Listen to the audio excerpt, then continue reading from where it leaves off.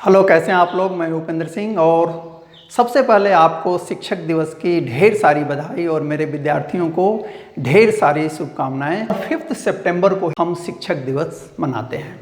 अब सबसे पहला सवाल यही उत्पन्न होना चाहिए आपके मन में कि 5 सितंबर को ही हम शिक्षक दिवस क्यों मनाते हैं।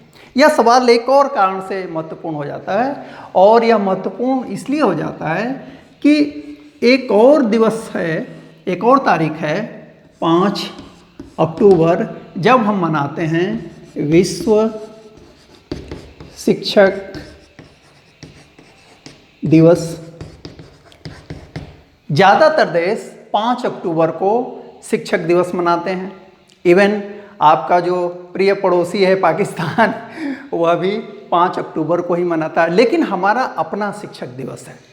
तो दोनों के पीछे कहानियाँ क्या है, एक कंपैरेटिव नॉलेज भी हो जाए, कंपैरेटिव पढ़ना हमेशा अच्छा होता है।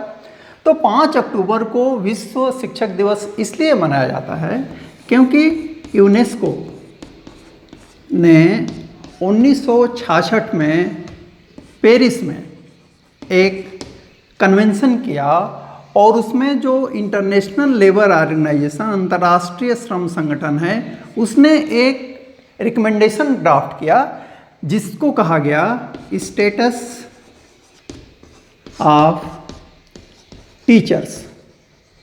स्टेटस ऑफ टीचर्स, इसको एक्सेप्ट किया गया किस तारीख को? 5 अक्टूबर 1966 को। और उसकी स्मृति में ही, उसकी याद में ही 1994 से क्या मनाया जाता है? विश्व शिक्षक दिवस मनाया जाता है। तो ये तो विश्व शैक्षिक दिवस या वर्ल्ड टीचर्स डे की कहानी हुई। अब हम आ जाते हैं 5 सितंबर को। ये 5 सितंबर वाली कहानी कैसे शुरू हुई, कैसे बनी और कब से हम इसको मना रहे हैं? तो हुआ ये कि 1962 में जब डॉक्टर सर्वपल्ली राधाकृष्णन भारत के दूसरे राष्ट्रपति बनते हैं डॉक्टर राजेंद्र प्रसाद के बाद, तो इनके पास इनके कुछ दोस्त गए, कुछ इनके छात्र गए, कुछ छात्राएं गए, एक समूह में लोग गए और इन्होंने कहा कि हम आपके इस जन्म दिवस को सेलिब्रेट करना चाहते हैं। तो देखिए, यही बड़े और छोटे व्यक्ति का अंतर होता है। हम आप जैसे सामान्य व्यक्ति चाहते हैं कि लोग हमारी प्रशंसा करें, हमारा नेम हो, फेम हो, और हम इसी के लिए अपनी पूरी लाइफ ख़त्म कर देते हैं। लेकिन सर्वपल्ली राधाकृष्णन वे 75 में मर गए, आज हम उनको याद कर रहे हैं। तो इसीलिए ना कि वे हमसे अलग थे, हमसे बड़े थे। किस मामले में? उनकी सोच बड़ी थी। उन्होंने कहा कि ठीक है, आप मेरे जन्म दिवस को सेलिब्रेट करना चाहते हैं, लेकिन सिर्फ इसलिए नहीं कि मैं आपका टीचर हूं, बल्कि इसे आप इस रूप में मनाइए कि भारत के जितने शिक्षक हैं वे अपने को सम्मानित महसूस करें। और तब से यानी 5 सितंबर 1962 से हमारे यहाँ शिक्षक दिवस मनाने की परंपरा शुरू हुई। याद आपको ये रखना है कि यह किसका जन्म दिवस है? सर्वपल्ली राधाकृष्णन का। लेकिन ये तो मनाने की बात है ना। सर्वपल्ली राधाकृष्णन का जो जन्म होता है वह होता है 5 सितंबर 1888 को। 5 सितंबर 1888 को उनका जन्म होता है। 88 यानी कि अभी भारत गुलाम है और उस समय इनका जो निवास स्थान था वह था मद्रास प्रेसिडेंसी, और उसमें एक गांव था थिरुतनी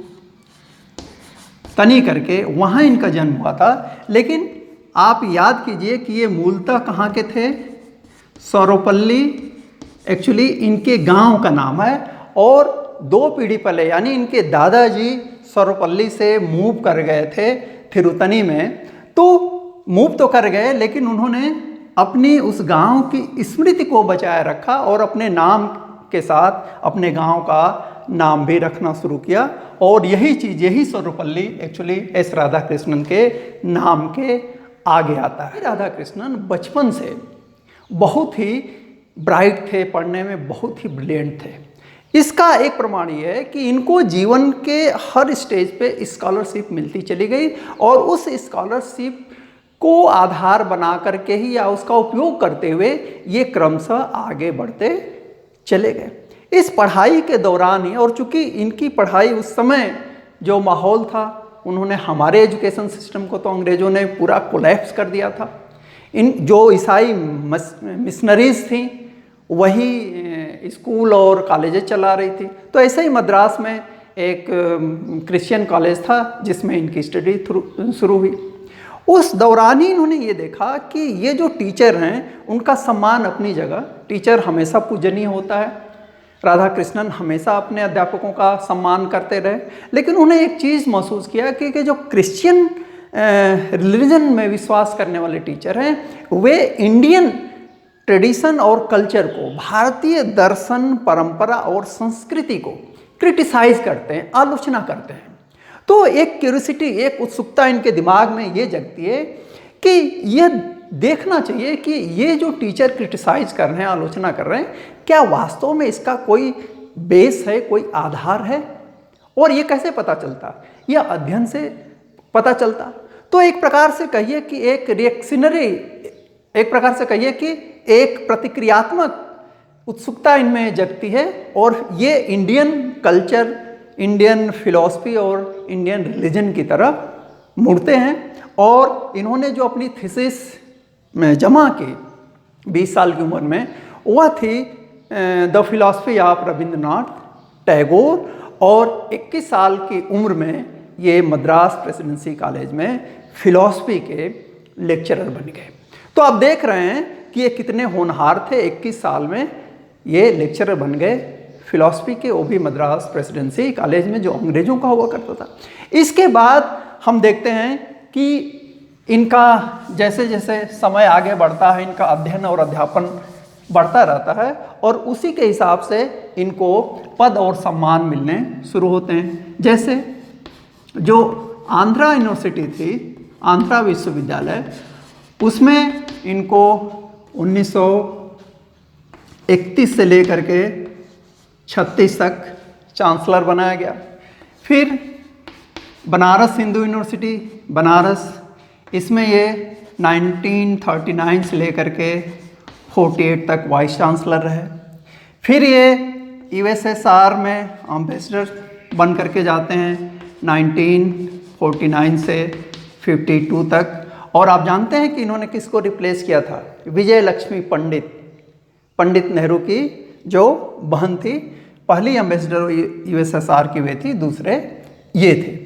फिर ये वाइस प्रेसिडेंट बनते हैं 1952 से 1962 तक, लगातार 2 बार। और जब डॉक्टर राजेंद्र प्रसाद रिटायर होते हैं या राजेंद्र प्रसाद का दूसरा कार्यकाल पूरा होता है तो ये भारत के राष्ट्रपति बनते हैं 1962 से लेकर के 1967 तक।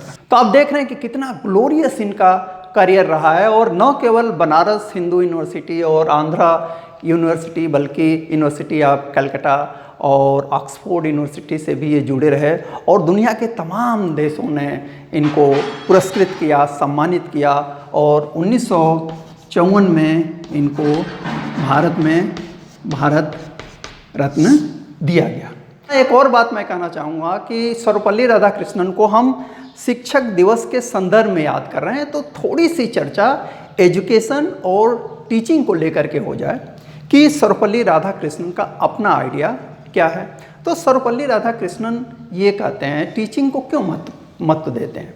वो इसलिए कहते हैं कि उन्होंने एक बात कही कि किसी भी देश का, वह केवल भारत नहीं, किसी भी देश और समाज का जो भविष्य है वह वहाँ के स्टूडेंट्स में होता है, वहाँ के विद्यार्थियों में होता है।